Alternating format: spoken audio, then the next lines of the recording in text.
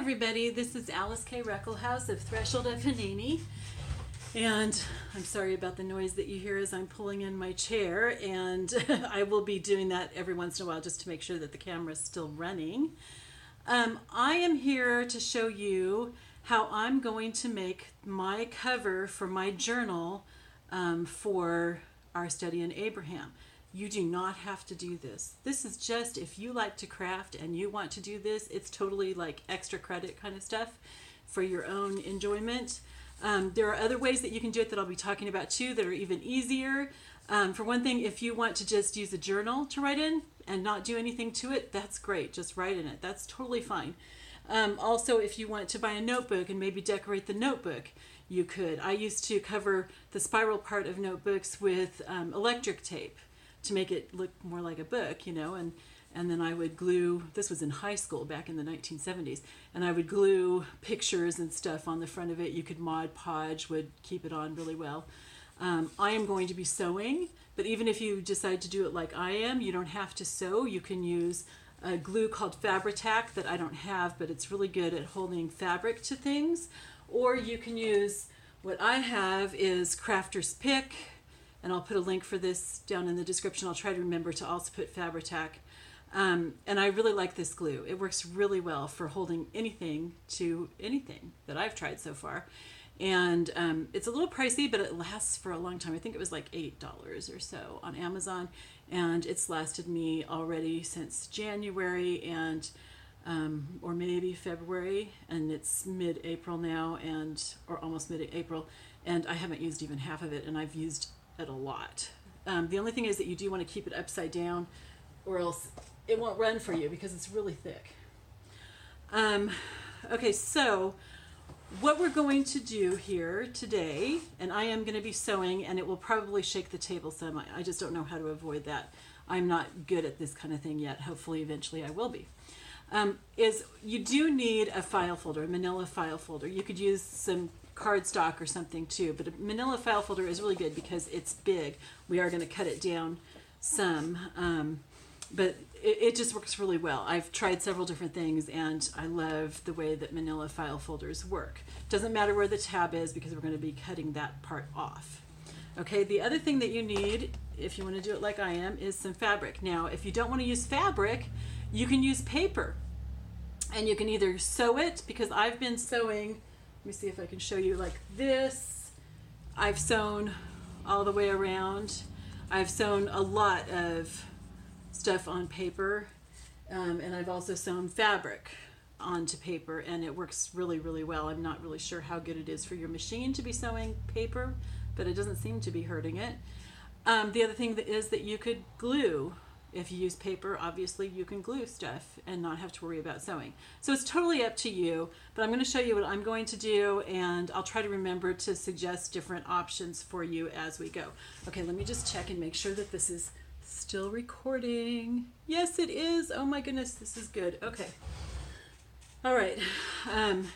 So what I started out with was I looked on Pixabay, and like I said, I will put that down in the description.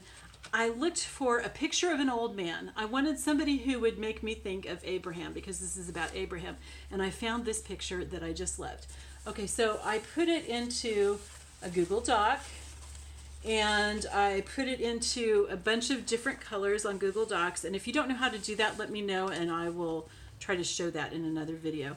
But here are the different color options that I gave myself. And I cut out these two, or actually I tore out these two because I thought that they would be the most likely. I actually thought that this one was the one I was going to like, but it turns out I like this one better. And I'll show you really quick how to tear a straight line, but you just get, you know, a little bit of a rough edge. I'm gonna have to move this fabric. Okay, so put your ruler down where you want to tear. And it needs to be a thin ruler. If it's a thick ruler, it's not going to work well. Thin ruler, and then you just rip like this. Now, if you want to get a little bit of a rougher edge, like I did on this picture, see there? I tore that by hand at the very top, very carefully, just a little bit at a time, until I got it just the way that I wanted it. Okay, so that's how I did that. Now, how did I get it brown around the edges? There's this wonderful stuff that I'm so addicted to. I love it. Gail Agostinelli, I think it is, uses it in on her junk journals, and I just love it. It's called Distress Ink. It's by Ranger, which is Tim Holtz. It's acid free. Not that this journal is going to be, good for. It's got coffee dyed pages, so you don't want to use it for like real cool photographs or anything like that. Okay, and it comes with this little thingy, sponge thingy. Okay, so you just get some on your sponge, and then just do it around the edge like this. And then on the corners, I like to get a little bit more on the corners than on the rest of the edge. And what I did on this photo that I originally thought I was going to use was I actually went onto his face with a little bit of the ink too, just to make it a little browner. And I like that look. Okay, so this is Distress Ink by Tim Holtz, Ranger, and the color is Vintage Photo. You can find it on Walmart. Not on Walmart, on Amazon, and I'll put a link to that as well. It's wonderful stuff. I love, love, love, love, love it. And I use it for so many different things for my junk journals. Okay, so I had this picture, and then I also looked for copyright-free maps, things that were in the public domain, really old. Oh, I didn't write down the date from this one. I think it's like 1870 or something. That this is from a book from 1870, so it's in the public domain. This was actually in painted colors, old booky kind of colors, and I changed it to sepia and faded it out a little bit on Google Docs, and then I tore it out. Or actually, no, I guess I cut this one. Wow, okay, usually I would tear that. I cut it. Okay, and then, I know this is going to upset some of you, but let me explain. Before you get really mad, let me explain what I did. I got this Bible, New Testament only, from the Dollar Tree. Okay, so it's $1. I love the gold edges and everything. I tore a page out of it. Okay, now before you condemn me to hell or something, let me just tell you. Here's what I believe, and I really think this is true, is it's not the paper and ink that's holy. It's not this book that's holy. It's the words that are written in it. It's what God said that is his word, and that's holy. If I wrote these verses on a piece of paper or on a scrap of paper or a receipt or a napkin, and it would be just as holy as this page because it's God's word.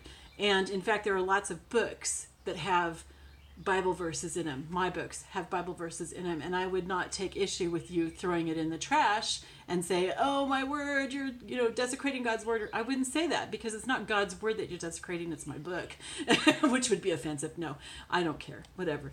Anyway, I'm honoring God's word by putting it on this journal where it will be read by me whenever I'm using this journal. It will be read by anybody else. My purpose is to honor it, not to harm it, and God knows that. So you don't have to do this. If that bothers you, don't do that. Okay? If you want the link to this picture, if you really like this picture, then I can send you the link. And like I said, this was from the Dollar Tree, and I'll probably use other pages within my journal. And then this I can send you the link to as well. So that's what I did first, was I got those and I went through my fabric. I don't have a whole lot here. I got rid of a lot of fabric, and I'm really sorry now. But I went through my fabric and picked out the things that I thought I might want for this, and to be honest, this was the one that I thought I was going to want. Let me check and make sure my camera's still working. Oh wow, you guys, this is so cool. It is. Okay. And I'm sorry if you see my face every once in a while. I don't have makeup on and my hair is really gross. Anyway, so I thought this was the one I was going to use because it looks so, kind of rugged, ragged, old kind of stuff. But look at the pictures on it. They're not like anything special on it. Okay, but look at what happens when you put it on something dark. I like that contrast. Now, I don't necessarily like it on this particular fabric, but I do like that contrast. So I looked at some of my other fabrics, and I chose out these two.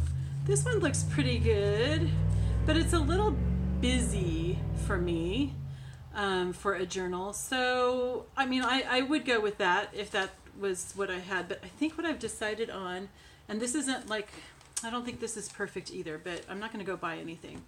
So I'm just going to work with what I have. That's kind of what junk journals are about for the most part, even though we do go and buy stuff for them. But try to, not as much as possible. I like this color. It just really especially brings out my picture of quote unquote Abraham here, and the Bible page, which I distressed too with that distress ink to make it look kind of old, because if it was white it just would look funny with all this. I just think that all looks good. So I'm going to use this fabric, and if I can find a spot that has more of this brown than anything else, that's what I'm going for. So that's the first part of the selection, and I think I'm going to use this on the inside as well. I normally would use something different on the inside, but I really like this, so I'm going to use this. Okay, so I'm going to turn off the video. The next part is going to be a new video, just so I don't risk running out of time on my camera. All right, love you all, and I will see you later. Bye.